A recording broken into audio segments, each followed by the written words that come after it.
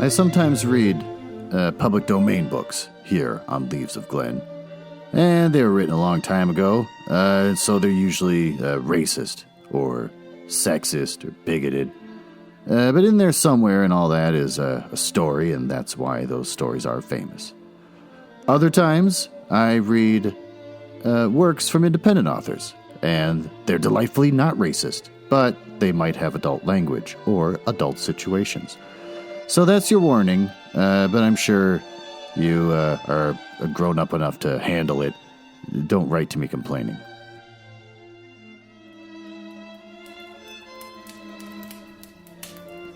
Hello.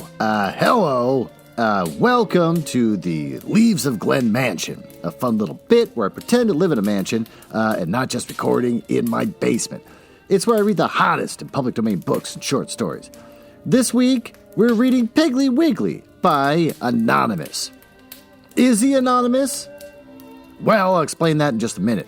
Also, I was kind of realizing this whole Leaves of Glen Mansion, it's just the bit's getting longer and longer. I don't know what to call this anymore. At first, I called my little show Leaves of Glen because I thought it'd be funny to be Glenn, but also make a callback to Walt Whitman's Leaves of Grass. But now it's just gotten weird when I put the mansion thing on it. I don't know. What else am I going to add to it? The more this bit expands, the title is going to keep getting longer and longer. I got to figure my shit out at some point. How the hell am I ever going to make a career out of this? No, let's be honest. I'm not going to make a career out of this. About the author, Anonymous. He's not anonymous. I actually know this person personally. Back in the year of 1999, I got my first corporate job. And then that job went under. I was doing web design. That was back when literally people that I worked with had the titles for their job, which would be webmaster or Pearl Guru. Things that nobody says anymore. Really dumb things. So I wound up working at this one place, and then that place went under. And I met a couple friends from there that I still stay in touch with, which is weird because it's been so goddamn long. But then I moved on to a second company. A hip, trendy company in downtown Minneapolis. And so I worked there for a while in a cool environment. It was like an old warehouse thing with wooden beams everywhere. And oh God, it was so cool. Everything smelled like wood. Everything smelled like oppression of workers from the 1890s. It was fantastic. So we worked there all the time. I guess there was a radio station in this building at one point. I don't know, because I remember you used to go up the elevator with a big glass front on the elevator. You could see this radio station where the radio show hosts in the early morning, they were in this glass room that just kind of hung out over all the wood beams. And boy, we'd stare at them. Oh, what are they talking about? What kind of fun morning drive conversations are they having? What kind of sound effects are they using in the middle of their conversation? Probably a foghorn if someone says something stupid, I'd imagine. Who knows? But then I go to my job and there was this one man that I worked with. We didn't sit next to each other, but we sat nearby. We worked together on a few projects. He was a nice person, and then after a while he said, and we joked around and everything like that. And after a while he said, "Well, I'm moving away." And I said, "Oh, why are you moving away?" He goes, "'Cause I wanna." So he's moving to another state, and I'm like, "Well, okay. Hey, the year is 2000. Maybe can you show me how to make a blog?" And so he showed me how to install blogging software before WordPress was a thing, and showed me how to install it and set it up and everything like that. What a nice guy. But then in the end, he moved away, and I never saw him again. But we've stayed in touch this entire time. He's really into writing. He's a nice guy that writes a lot of stuff. He does all sorts of little side projects. We even had a little side project together for a while. Just a nice person. So after all these years, we've still stayed in touch. Fun fact about the author, I have not seen this person's face or even a photo of this man since in person in the year 2000. We've had a long-distance friendship that's been going on this long, and I have no idea what this person looks like. And he might know what I look like, because he's followed my social medias and stuff in the past. Kind of weird. He's a reclusive person, but a very nice person. So I do have his website, which is verisimilitude.us.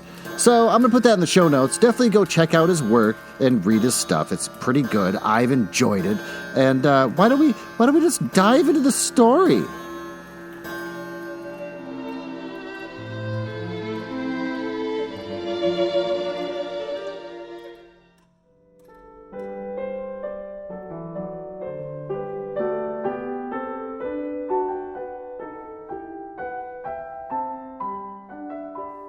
There you go. You got yourself all settled here in the library of the Leaves of Glen Mansion. A bit that'll never stop getting old. As we're going to read Piggly Wiggly.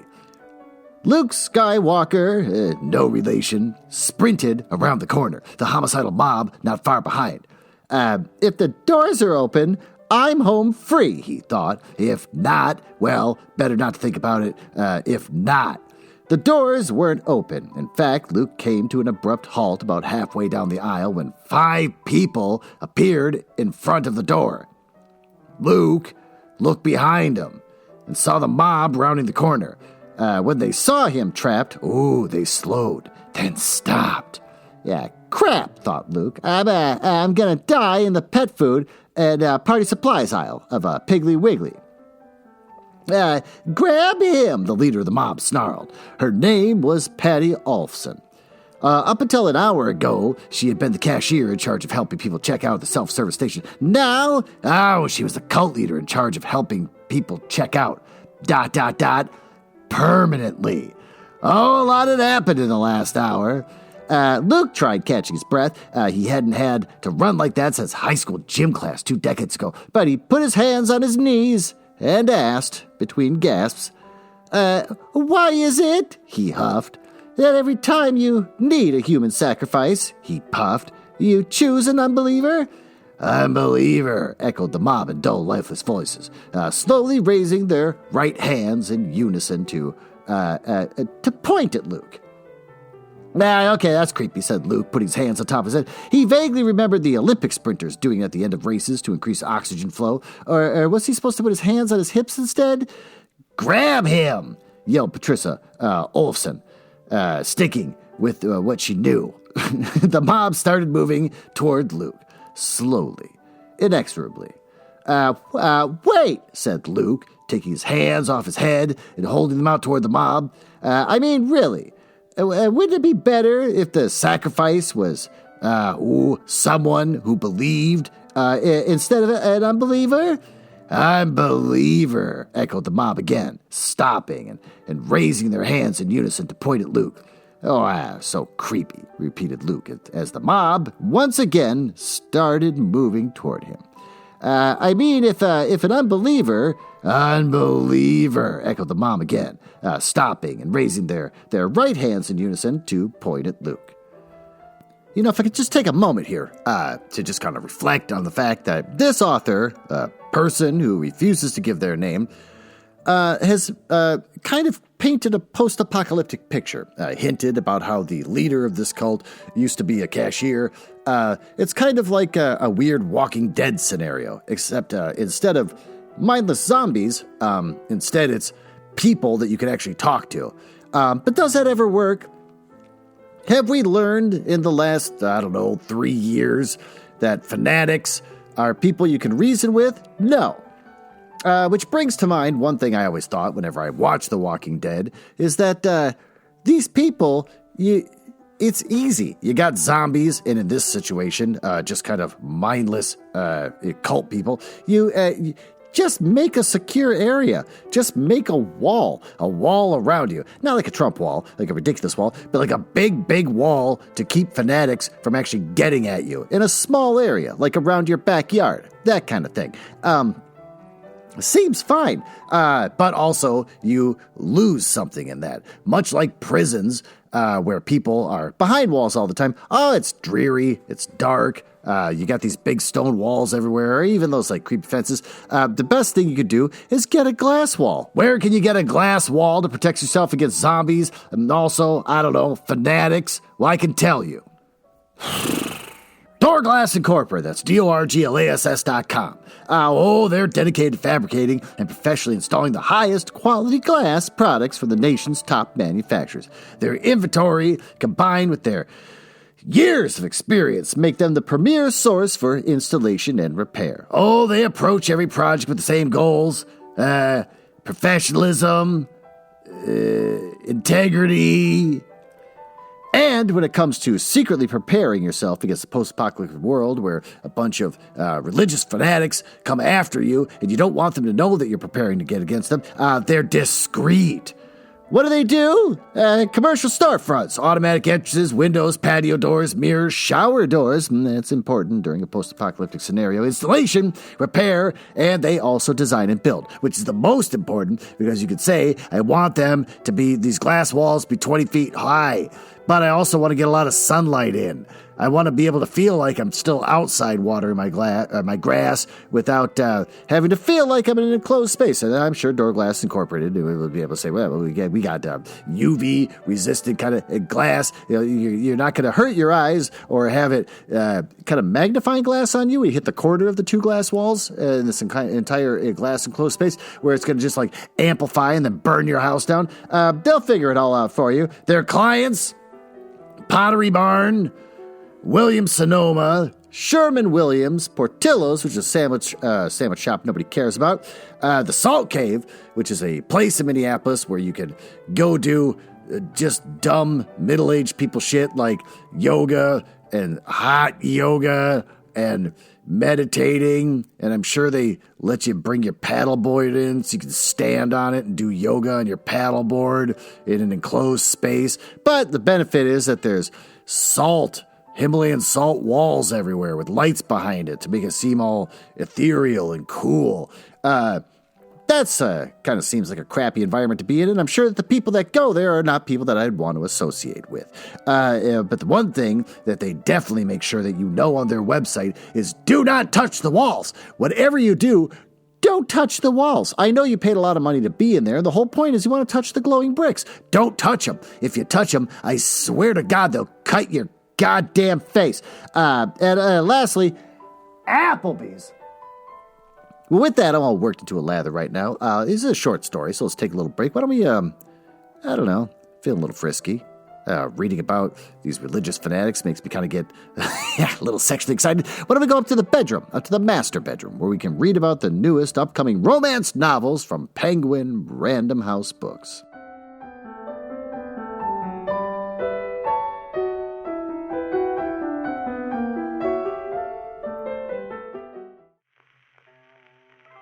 All right, hold on, I'm coming. Jesus, these peanut butter sandwiches don't make them... What the hell are you wearing?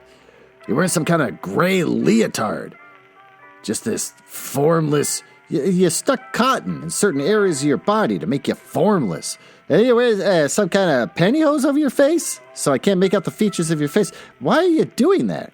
I get it, you're a formless blob. Why the... Oh, the book. You're pointing at the book on my beautiful circular waterbed in my master bedroom. Fine. Mr. Wrong Number by Lynn Painter. Lynn Painter's on tour. That's great. Things get textual when a steamy message from a random wrong number turns into an anonymous relationship. Anonymous. Oh, I see what you're doing. You're just like my old coworker whose story I'm reading today. That's disturbing, and you've just sexualized my old coworker, which is going to make me, the rest of the story that I read, uncomfortable. In this hilarious rom-com by Lynn Painter, bad luck has always followed Olivia Marshall. Or maybe she's just the screw-up her family thinks she is. But when what are you wearing? Text comes from a random wrong number, turns into the hottest, most entertaining, albeit anonymous relationship of her life. There it is. Your suit is fantastic. She thinks things might be on the upswing. Colin Beck has always considered Olivia his best friend's annoying little sister, but when she moves in with them after one of the worst runs of luck, she realizes she's turned into an altogether different and sexier distraction. Oh, he's sure he can keep his distance until the moment he discovers she's the irresistible Miss Mizadol? Mizadol? M-I-S-D-I-A-L? Miss Dial? Oh, Miss Dial! Wouldn't it be Miss-Dial? Why would it be one word, Ms. Dial? Okay, well, that was weird. He's been sort of sexting for weeks, and now he has to decide whether to turn the heat up or ghost her before things get messy. Now I'm going to look up misdial.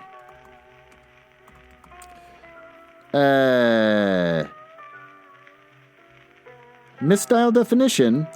Misdial. This is the way you spell it. Why is that blowing my mind right now? To dial a person incorrectly. M-I-S-D-I-A-L. Why do I feel like it's two words? Or with a dash in between? Weird. Apparently in my mind, I've been creating my own English language because this blew my mind. It completely threw me off my tracks. Praise for this books?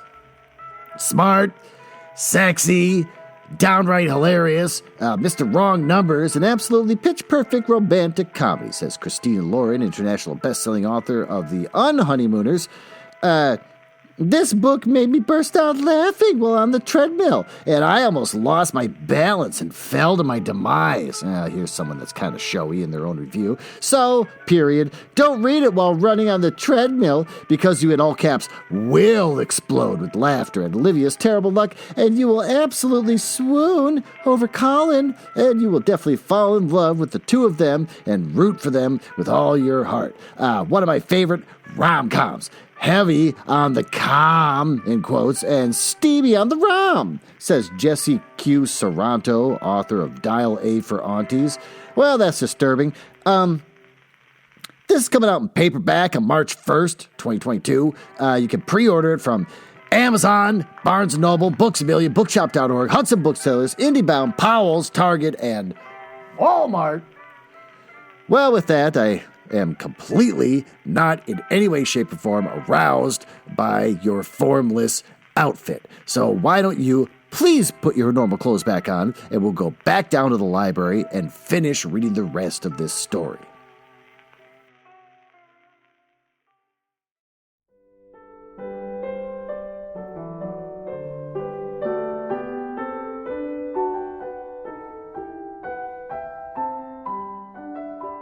Well, there you are. Took you long enough. You're wearing normal clothes again, but you're still wearing the stocking over your face. What's wrong with you? Don't you want people to like you? Anyways, back to the story. Luke's trying to talk everyone out of killing him and says, if I'm an unbeliever, you're wasting your time, and they all echo unbelievable. So he says, sorry, said Luke as the mob started moving in. I mean a non-believer. Non-believer, echoed the mob, again, stopping and raising their right hands in unison to point at Luke. For gosh sake, said Luke as the mob started moving in. Disbeliever? Disbeliever, echoed the mob again, stopping and raising their right hands in unison to point at Luke. Really? Luke mumbled. The mob started moving forward. Okay, if somebody doesn't believe in what you believe in, and here Luke paused to see if they were going to stop, raise their right hands in unison, and say, doesn't believe in what we believe in, but they didn't. So he continued. Wouldn't it be so much more meaningful a sacrifice to, he hesitated. I'm sorry, folks, so embarrassing. Can't remember the name of the eldritch horror that you want to sacrifice me to. Cthulhu, said Patty. Oh, Cthulhu, said the mob. Right, Cthulhu, said Luke. I'm sure you could kill me and drink my blood with these Dixie cups here. He grabbed a package of Dixie cups with playful little pink kittens on them from the side shelf next to him. And he shook them at the mob. But really, what kind of blood is the blood of a person who doesn't believe in what you believe compared to the blood of a believer? Wouldn't it be so much more meaningful to Cthulhu if you sacrifice someone whose blood dripped with rock-solid faith in the eldritch horror instead of weak, diluted blood like someone like me? Wouldn't it be better to sacrifice someone who actually believed in him? Ooh, the mob stared at Luke. Her? Tried Luke. The mob stared. It? Asked Luke. The mob continued to advance when suddenly the earth began shaking. Oh, a giant tentacle exploding from the floor of aisle 6, Pet and Party Goods. It waved occultishly, then grabbed the Dixie cups from Luke's hand and gave them to Patty. He's right, said the cyclopean voice of the eldritch horror. Oh, it sounded like hornets buzzing, snakes hissing, and cockroaches scuttling across the ceramic floor. I would actually prefer the blood of a believer to that of an unbeliever. Unbeliever, echoed the mob, raising their right. Stop, roared Cthulhu. Windows and lights shattered. Bags of dog food became sentient and trotted away. Lambient shapes appeared out of the mist. Half the mob fainted. That's so annoying. The conscious half of the mob lowered their hands, ... in unison. As I was saying, give me the blood of a believer, said Cthulhu, his tentacle sinking back into a squamous, unnameable shore, the floor knitting itself back together. And make it quick, I'm famished. Well, the mob looked at each other, unsure what to do next. Well, said Luke, this doesn't really have anything to do with me now, so I'll be going. And he walked toward the front of the store, past the mob, and grabbed a Three Musketeers bar by the registers. On his way out, he stopped briefly at the sliding doors to listen to the mob shouting, then screaming behind him, Patty believes more than I ever did. Bob was the one who told me about Cthulhu in the first place. I only started believing 10 minutes ago. Not sure I actually believe in him anymore. With a big, shit-eating grin, Luke ripped off the candy bar wrapper and began eating the chocolate nougaty goodness as he walked out into the parking lot where he was quickly devoured by a Nyarlathotep. God damn it. Why would he do this to me? Now I'm looking it up. I got to figure out how to pronounce Nyarlathotep. Can I pronounce it? H.P. Lovecraft with no, there's no pronunciations. All right, fine. Moving on. As far as I'm concerned, the official pronunciation of this creature is Nyarlathotep. Don't care much who believes in me as long as they're tasty, said Nyarlathotep to himself. That Cthulhu always was a picky eater. Nyarlathotep turned away and belched a sceptral Clethonian belch. Ew, he said, antediluviantly nougat. Is it antediluviantly? Why is he doing this in his story? He's killing me. I'm sure he's picking these phrases because they have a lot to do with the author. Let's find out. Antediluvian. Oh, antediluvianly. My God. Well, that's the end of the story. Why don't we go back to the smoking room and review what we just read?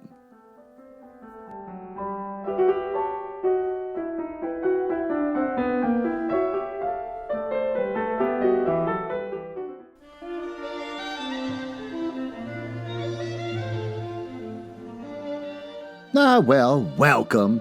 Good luck smoking this pipe with that damn thing over your face.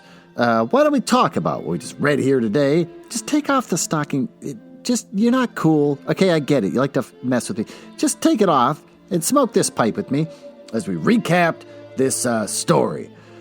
What did we learn here? Or what did we find out? The story is about a man named Luke, not related to Luke Skywalker, which is a weird little connection that turned out not to mean anything, at least that I picked up on. I'm not the brightest man in the world, though. And he's dealing with a cultish mob following him into the Piggly Wiggly. And so he's trying to reason with them about how they don't have to kill him for their weird Lovecraftian god, they can do somebody else. And he's really trying to say, like, wouldn't the blood be sweeter if it was from somebody that actually believes in this crap? And lucky for him, Cthulhu actually rises from the ground over by the dog stuff and makes all of the dog food sentient, which I thought was pretty funny. And then says, "Yeah, I want one of you guys. Oh, that'd be delicious." And then they start arguing with themselves. Other gods pipe in, but he doesn't really care. So in the end, he walks out free as they fight amongst themselves. Maybe he didn't have a big point with this. It seems like it's kind of like a weird snap kind of end of the world thing where random people that were living normal lives just suddenly believe in these Lovecraftian gods. What's good? I thought it was funny. I liked it, and I liked that the arguments with the cult leaders, and I like that the gods even stepped in to pipe in their own little petty opinions. What sucks? Throwing in a completely different Lovecraftian god that I'm not familiar with, so I don't know how to pronounce. That pissed me off. What else pissed me off? The fact that I couldn't pronounce the word antediluvian. That one threw me off. I guess it's because he did it in a weird way. So what the hell, you pretentious pile of shit? What did we learn? Mysterious men that you once to work with that write stories that you haven't talked to in person or seen face to face in like 20 years can make complicated shit that just pisses you off. So with that, go ahead. Go back to his, it makes sense now, his website called versamilitudino.us. Go read his stuff, even though good luck trying to type in that URL. This guy loves fucking with people. So go do that and go read more of his stuff. I've read his other things. Every time he pulls one out, once every couple of months, I check it out, and I always enjoy his work. All right, well, with that, thanks for listening, and I will see you next week.